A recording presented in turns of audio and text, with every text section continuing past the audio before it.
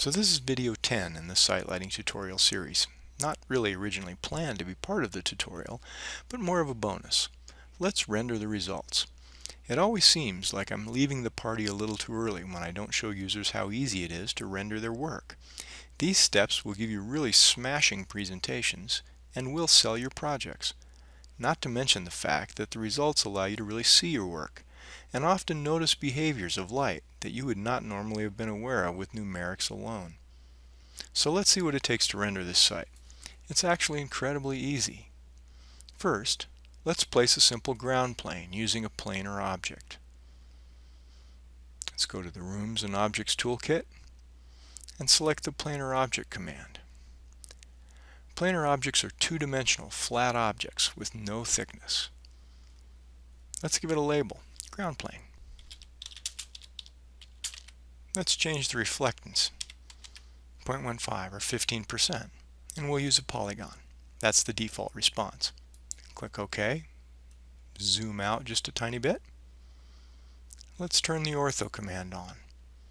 Let's come down here just outside of our project boundaries so we can actually see some spill light. Let's turn ortho off. Just punch the F8 key there. Right click to close, and now we have a ground plane.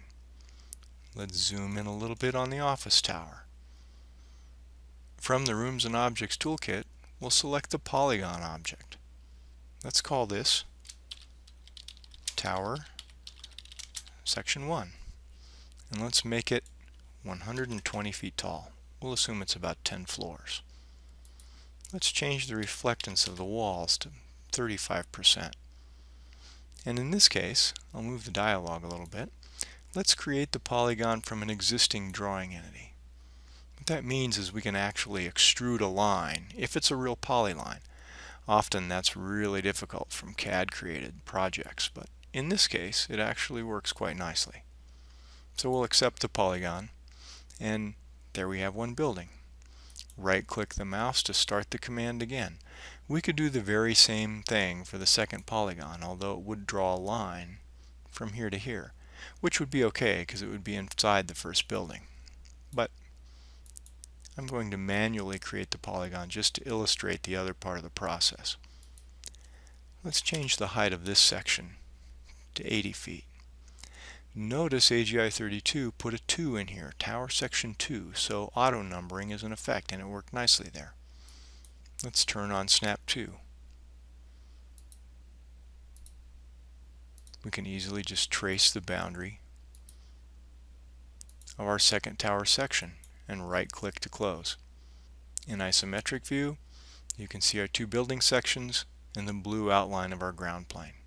And that's it. That's all we have to do. Let's just change the calculation mode to full radiosity method. Now we'll go over and select the Render tab, which is available because we're no longer in direct calculation mode. Here's our project. Click the Calculate button. We'll now watch the radiosity process. When the light absorbed reaches 99%, all light has been accounted for and we'll know the luminance of all surfaces. We can then back calculate for illuminance or foot candles. You'll see that happen in the calculation bar as it calculates the illuminance points. There's our rendering. The orbit command is enabled by default. We can actually orbit around our site.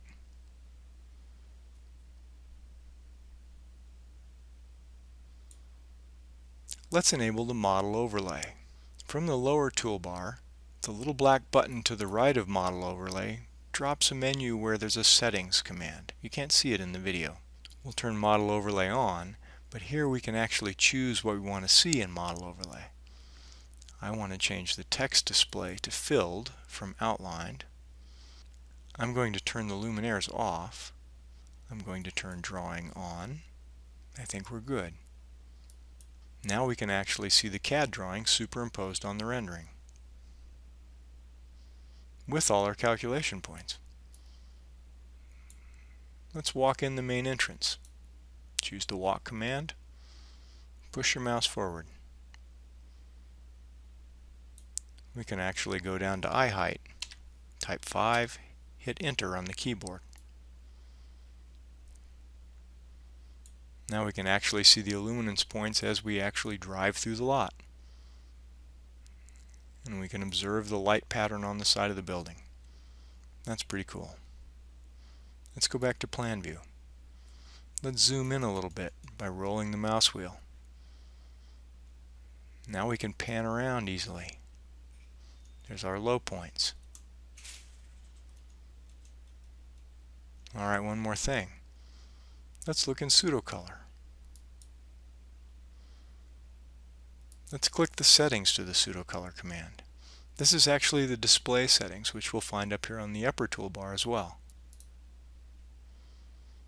Select illuminance, and let's give it a maximum. Anything greater than 3 foot candles I want to be red. I'm going to display a scale. Looks like I didn't quite get that 3 in there properly. There we go. This is really handy because now we don't actually have to have a calculation point to know how much light is incident on that surface. So we can tell by the scale exactly how much light we have at any one point. Let's look in isometric. Let's look at the building. Zoom in. We can get a pretty good idea of how much light's on the building by just referencing the scale. Over here, somewhere around 1 foot candle. And so that's a taste of rendering. You could easily add a view, or several, to your page builder report by copying pages and adding image ports to reference each view. You could record a simple walkthrough using the AGI 32 tools, or you can just use one of the free or inexpensive video capture programs like Jing. Google that, where they also give you free cloud space to post your work to share with your clients. Enjoy!